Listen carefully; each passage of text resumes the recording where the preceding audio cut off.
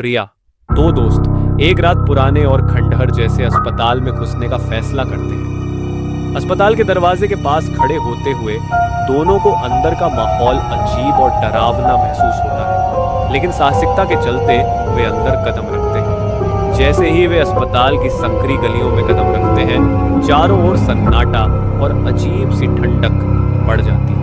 उनका दिल तेज धड़कता है और धीरे धीरे वे महसूस करते हैं कि कोई उनका पीछा कर रहा है।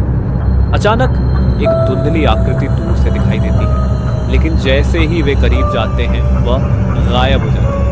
रिया डर से कांपने लगती है, लेकिन राज उसे शांत करने की कोशिश करता है। फिर वे एक पुराने ऑपरेशन रूम में पहुंचते हैं, जहां वातावरण और भी ठंडा और घना हो जाता है। कमरे में बिखरे पुराने मेडिकल उपकरण और खून के धब्बे देखकर रिया घबराती है।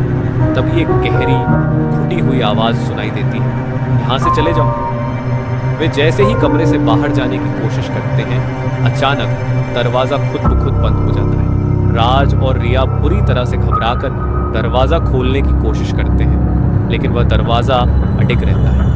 तभी कमरे में एक सर्द हवा चलने लगती है और साए चारों ओर लहराने लगते हैं। एक डरावनी आवाज सुनाई देती है, तुम अब यहाँ से नहीं जा सकते।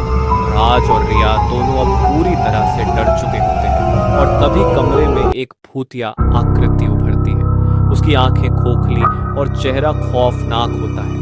वह धीरे धीरे उनकी तरफ बढ़ती है और राज को अपनी ओर खींच लेती है। रिया डर से चिल्लाती है, लेकिन वह कुछ नहीं कर सकती। वह भी उस खौफनाक शक्ति के हाथों आ जाती है। एक भयानक चीख गूंजती है और फिर सब कुछ शांत हो जाता है।